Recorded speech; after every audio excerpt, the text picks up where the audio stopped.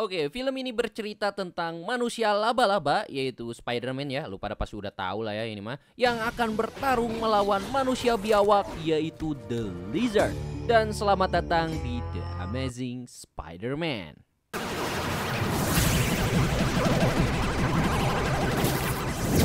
Film ini dimulai dengan diperlihatkannya kita Peter Parker yang masih bocil. Ya, di sini dia lagi ngepoin ruang kerja bapaknya ya, yaitu si Richard Parker. Dan ya, di tengah malam ternyata ruang kerjanya itu udah acak-acakan cuy. Karena ada orang misterius yang masuk ke ruangan tersebut. Dengan rasa panik, bapak ama emaknya ini langsung bersih-bersih tuh ruangannya. Habis itu mereka membawa Peter Parker untuk dititipkan kepada paman dan bibinya, yaitu Uncle Ben dan Aunt May. Dan ya, mereka berdua langsung pergi ngilang gitu aja ya, gak tahu kemana. Ya, orang tua yang sangat bertanggung jawab. Damn. Ya, waktu berlalu begitu cepat hingga si Peter ini udah SMA lagi cuy sekarang ya. Dia ini sekolah di Midtown Science High School ya. Nah, di sekolahnya ini si Peter ini sering dibully sama temen-temennya, yaitu si Flash dan The Gang cuy. Dan di sekolah ini juga ya banyak sekali orang yang ingin memanfaatkan si Peter ini. Ya, seperti biasa lah ya, kehidupan Peter Parker cuy. Selalu suram gitu men. Tapi ya bedanya di sini si Peter versi Andrew Garfield ini kagak kelihatan cupunya jing. Ini malahan kelihatan terlalu keren menurut gua ya. Kagak ada tuh muka-muka cupu kayak di Spider-Man sebelumnya. Kalau versi si Tobey Maguire kan udah jelas dia aktingnya keren tuh. Dan pas jadi si Peter Parkernya juga pun dia kelihatan cupunya mendalami banget ya. Tapi kalau dia yang di sini, gue tidak melihat kecupuan si Andrew Garfield sebagai Peter Parker coy. Tapi udahlah, itu menurut pendapat gue aja ya guys ya. Oke, lanjut. Ya, si Peter ini di sekolahnya melakukan kegiatan seperti biasa lah ya. Dan ya dia ini pas waktu mau masuk ke locker ya, tiba-tiba ya ini dua biji onta lagi pada ngapain ler di locker Peter anjing, what the hell ya.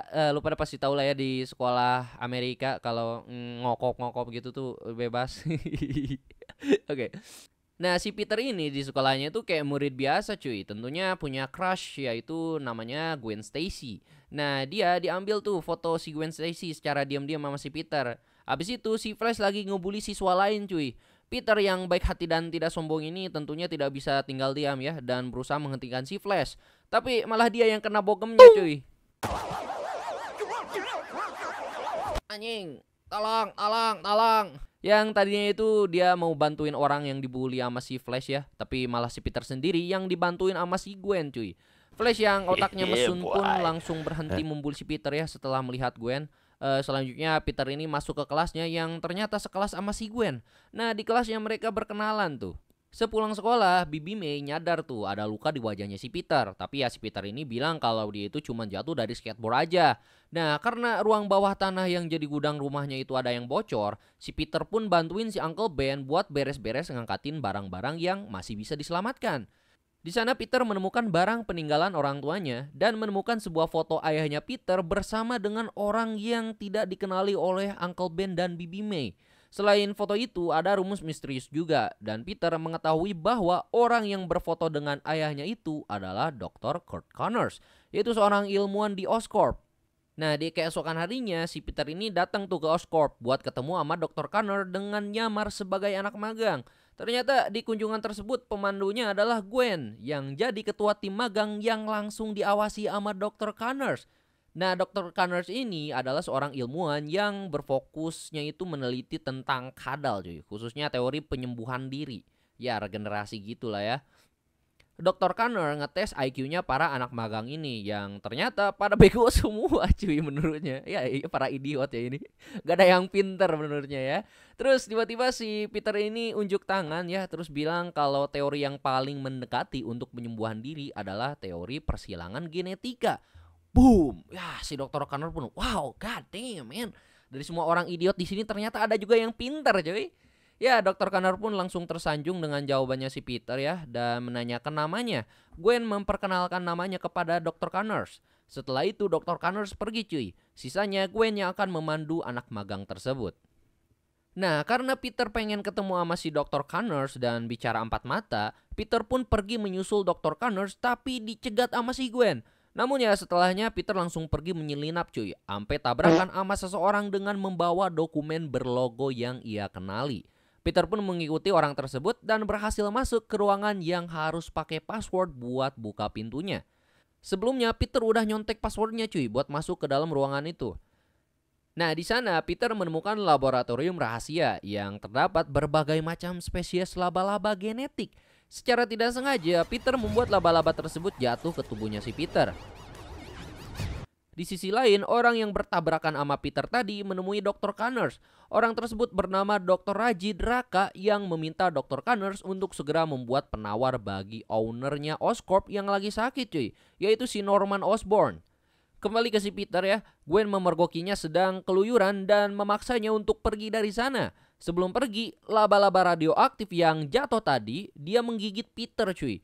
Peter pun pulang ke rumahnya pakai kereta dan pas di kereta ada yang jahil sama dia cuy, sehingga mengaktifkan spider sense-nya cuy. Terjadilah keributan di sana karena Peter ini disangka melakukan pelecehan.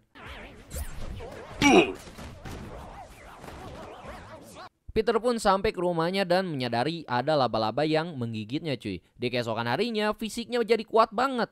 Sampai pas mau sikat gigi aja dia malahan ngerusakin wastafelnya coy. Waduh kasihan si Uncle Ben man. Selain itu dia juga ngerasa spider sense-nya kuat banget. Jadi jendela yang kena angin aja dia kayak refleks gitu cuy. Selain itu berbagai benda bisa nempel di tubuhnya. Kayak keyboard komputer dan lain-lain. Setelah itu dia meneliti rumus misterius peninggalan ayahnya. Tapi ya nih bocah ngerjainnya di atap rumah cuy. Kayak anomali. Ya si Uncle Ben juga sampai harus angkat kepala ya. Bingung dengan kelakuan ponakan yang satu ini ya. Gak tahu kenapa bapaknya dulu sama ibunya ngidam apa ya. Sampai sekarang ini anaknya jadi aneh malah berkeliaran di atas genteng kayak gini coy. What the hell. Selanjutnya Peter pergi ke rumahnya Dr. Connors untuk menanyakan tentang teori penyilangan genetika yang dianggap konyol bagi para ilmuwan namun tidak bagi Dr. Connors dan ayahnya si Peter. Peter juga memberitahu kalau dia ini adalah anaknya Richard Parker. Terus si Dr. Connor ini jelasin kalau ayahnya itu kabur bawa penelitian tentang penyilangan genetika ninggalin dia sendirian cuy. Habis itu Peter nanyain soal efek samping dari penelitian persilangan genetika tersebut. Dan ternyata si Peter ini sudah berhasil menemukan rumus untuk efek samping dari teori tersebut. Wow, hebat banget cuy. Emang Peter Parker ini gak usah diragukan lagi kejeniusannya cuy. Memang berotak senku bro. Oke lanjut ya. Di sekolahnya Peter ngeliat si Flash lagi main basket. Tapi ya seperti biasa ya Bujang 61 ini malah berulah lagi cuy. Dia ini malah gangguin orang lain. Peter yang lihat hal tersebut pun merasa kasihan ya. Dan dia langsung membuli balik si Flash. Tapi kali ini dia kelewatan sampai ngancurin ring basket cuy. Pakai kekuatan Spider-Man-nya. What the hell. Ini dari sini gua udah kehilangan image Peter Parker cupu bro. Di sini bukan Peter Parker cupu lagi tapi Peter Cool Parker. Anjing gitu bro. Ya di The Amazing Spider-Man ini memang benar-benar amazing ya. Si Peter sama si Spider-Man-nya aja benar-benar amazing cuy. Karena di sini gak ada Peter cupu jing. Adanya juga Peter Cool Parker. Anjing. Oke lanjut ya. Alhasil pamannya dipanggil ke sekolah cuy. Buat ganti ring basket yang rusak men. What? Nah karena harus ganti ring basket yang rusak tadi ya, jadinya si Uncle Ben ini harus kerja lembur cuy. Ya lu pada tahu lah ya, keluarga si Peter kan ekonominya lagi turun cuy. Lagi susah ekonomi men. Abis itu Gwen nyamperin Peter yang lagi salting cuy. Karena si Uncle Ben ini malah cepuin dia kalau wallpaper komputer si Peter ini pakai foto si Gwen cuy. Ya, nah dengan sikap canggungnya, mereka pun setuju buat ketemuan cuy. Tapi bukan sekarang ya, karena mereka lagi sibuk. Setelah itu Peter pergi ke Oscorp lagi buat melakukan penelitian bersama Dr. Connors. Sampai akhirnya dia berhasil menemukan kaki tikus yang buntung dengan teori penyembuhan diri dan teori penyilangan genetika. Jadi kayak genetiknya kadal dikasih ke tikus gitu cuy. Kalau kadal kan buntutnya kalau buntung bisa tumbuh lagi kan. Nah kayak gitulah ya. Sepulang ke rumah, Peter dimarahin sama Uncle Ben dan Bibi May cuy. Karena telat menjemput Bibi May. Jadilah keributan tuh di antara mereka. Terus si Uncle Ben ngasih pelajaran buat bertanggung jawab. Nah dari sana keributan tersebut Peter pergi keluar rumahnya buat dinginin kepala. Uncle Ben pun nyariin dia di malam hari. Si Peter malah pergi ke Indomaret cuy buat beli kopi. Tapi ya uangnya itu kagak cukup ya. Jadinya si kasir malah ngusir dia. Sebelum pergi muncul perampok yang maling duit kasir tersebut. Dan ngasih sebotol kopi ke si Peter. Kasir toko itu pun meminta bantuan si Peter. Tapi ya si Peter kagak bantuin. Ya jadi dia kayak comeback gitu bro. Tadi gua mau beli kopi, cuman kurang 500 perak. Lu judesin gua aja, sekarang lu minta bantuan gua. Bro. Ya gitulah si Peter ya. Hingga akhirnya perampok tersebut bertemu dengan Uncle Ben. Dan perampok tersebut pun membunuh Uncle Ben. Ya di sini si Peter yang awalnya man, Sigma ya, merasa Sigma membiarkan perampok itu pergi. Not my policy dude. Sekarang malah kena batunya jing. What the hell? Alah. Peter yang melihat hal tersebut pun langsung panik ya, tapi nyawa Uncle Ben tidak tertolong cuy.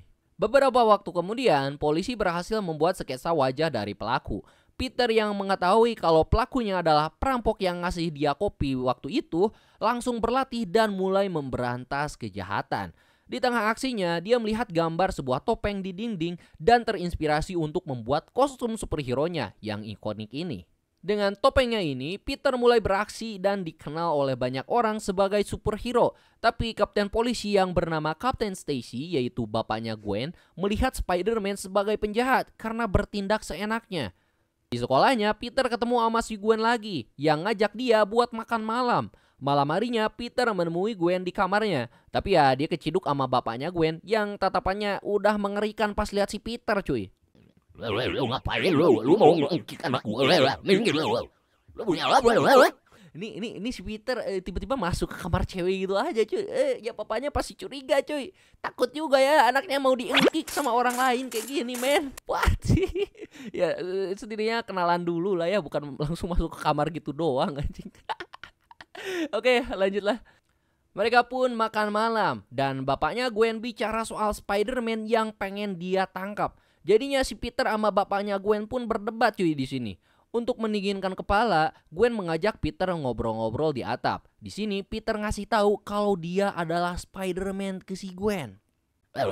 Aku kemarin digigit sama laba-laba. Yang benar, aku juga mau gigit kamu dong.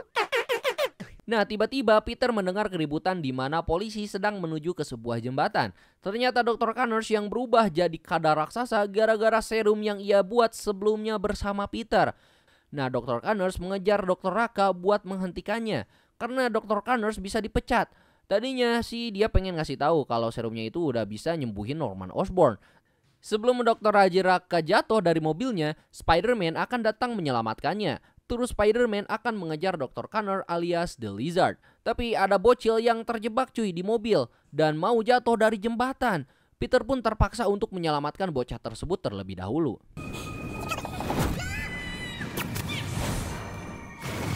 Pada akhirnya Spider-Man berhasil menyelamatkan bocah tersebut. Ayahnya pun berterima kasih kepada Spider-Man. Dan untuk pertama kalinya Peter Parker memperkenalkan dirinya kepada orang-orang kalau nama panggungnya adalah Spider-Man. Di keesokan harinya para polisi yang dipimpin oleh Kapten Stacy malah mengumumkan kalau Spider-Man adalah buronan cuy. Ya biasalah ya, kalau gak Daily Bugle si J. Jonah Jameson, ini malah Kapten Stacy cuy. Ya gitulah ya. Biasa Spider-Man sama dengan buronan, titit lah ya. Kalau gak ada Spider-Man siapa yang menyelamatkan kota, bujang inam. Oke lanjut. Nah abis lihat kadal gede yang ngamuk tadi malam, besoknya si Peter nemuin Dr. Connors di rumahnya dan menanyakan tentang kelemahan dari reptil yang berada di atas rantai makanan. Tapi Dr. Kurt Connors ini tidak menjawab pertanyaan tersebut dan malah buru-buru pergi cuy. Di sana Peter mulai curiga ya, dan dia menyadari ada yang aneh dengan Dr. Connors. Lalu dia melihat tikus yang kakinya tumbuh kembali dari hasil penelitiannya kemarin malah berubah jadi monster ganas cuy. Di sini Peter menyadari kalau The Lizard adalah Dr. Connors. Peter pun langsung melapor ke bapaknya Gwen. Tapi bapaknya Gwen ini malah ngusir si Peter cuy. Dikarenakan laporan tersebut malah seperti lelucon. What? Ya ini kagak percayaan sih, ini susah lah ya kalau udah gini mah. Selanjutnya Peter nongkrong di selokan buat nungguin tuh si The Lizard yang akhirnya muncul. Tapi ternyata The Lizard sangat kuat yang membuat dada Peter terluka. Untungnya si Peter masih hidup cuy. Nah tadinya sih tujuannya buat ngambil bukti kalau si Dr. Connors itu adalah The Lizard. Dengan keadaan terluka, Peter pun datang ke kamarnya si Gwen. Dan si Gwen pun langsung mengobati luka tersebut. Ini bujang inam nyipok mulu anjing dari tadi. What the hell? Oke lah. Anak-anak gak boleh lihat ini ya. Keesokan harinya The Lizard muncul lagi dan menyadari kalau Spider-Man adalah Peter Parker. Jadinya dia mengincar Peter Parker. Pertarungan di antara mereka pun tidak terelakkan.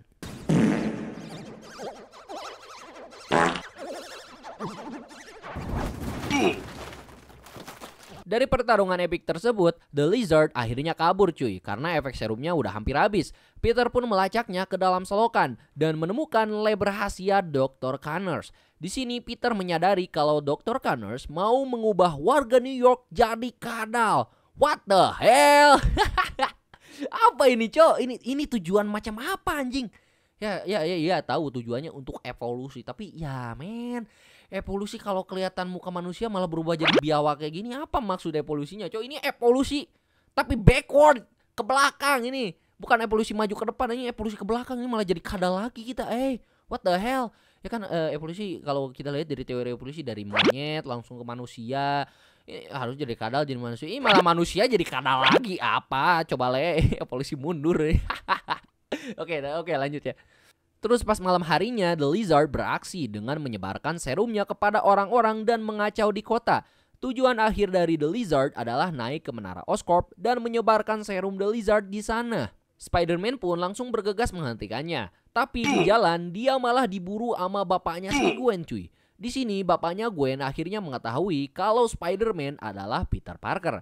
Jadinya dia dilepasin buat menghentikan si The Lizard. Tapi kakinya malah kena tembak tuh. Spider-Man pun pergi ke menara Oscorp yang mana Gwen sedang membuat penawar untuk serum The Lizard. Di sisi lain dengan bantuan dari para warga, Spider-Man berhasil sampai ke menara Oscorp. Di menara tersebut terjadi pertarungan antara Spider-Man dengan The Lizard hingga bapaknya Gwen datang buat bantuin ngasih serum penawarnya kepada Peter. Sedangkan dia akan menahan The Lizard. Sayangnya dia gagal menahan The Lizard. Tapi untungnya Peter berhasil menanamkan proyektil serum penawarnya yang langsung menyebar ke seluruh kota.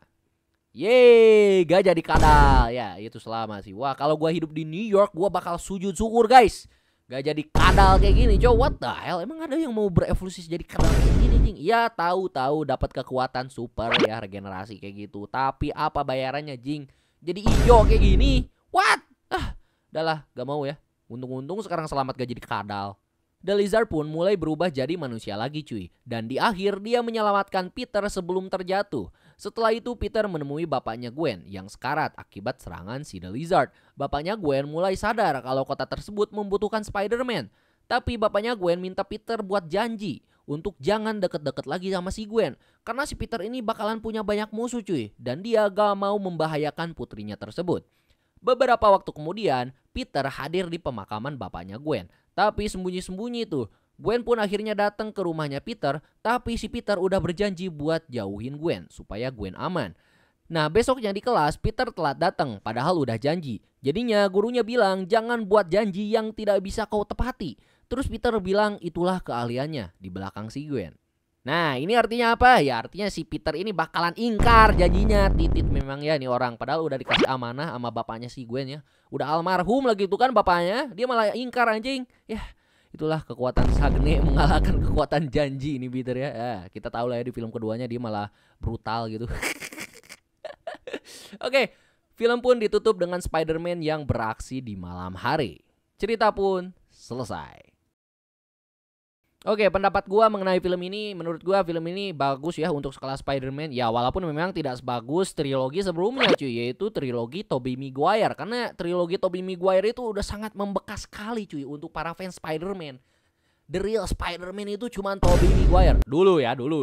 Sekarang kan udah banyak yang baru kayak si Tom Holland, lalu si Andrew Garfield ini. Sayang banget ya kalau si Andrew Garfield ini cuma 2 biji doang movie-nya, cuy, gak ada trilogi, jing. Tapi ya sudahlah. Tapi menurut gue ya kalau untuk masalah Spider-Man, favorit gue emang Andrew Garfield sih. Untuk Spider-Man ya. Tapi ya untuk Peter Parker kayaknya si Andrew Garfield terlalu keren, cok. Ini orang gak kelihatan cupu-cupunya, anjing. Mukanya aja gak cupu, cok. Beda banget sama si Peter Parker versi Tobey Maguire ya. Muka cupunya itu sangat mendarah daging. Ya walaupun aslinya si Tobey Maguire sangat galak kali ya. Oke, sepertinya segitu aja ya dari gua. Terima kasih banyak buat kalian yang udah nonton dari awal sampai akhir bersama gua pengacara, pengangguran banyak acara. Jangan lupa klik like dan subscribe dan sampai jumpa di video berikutnya.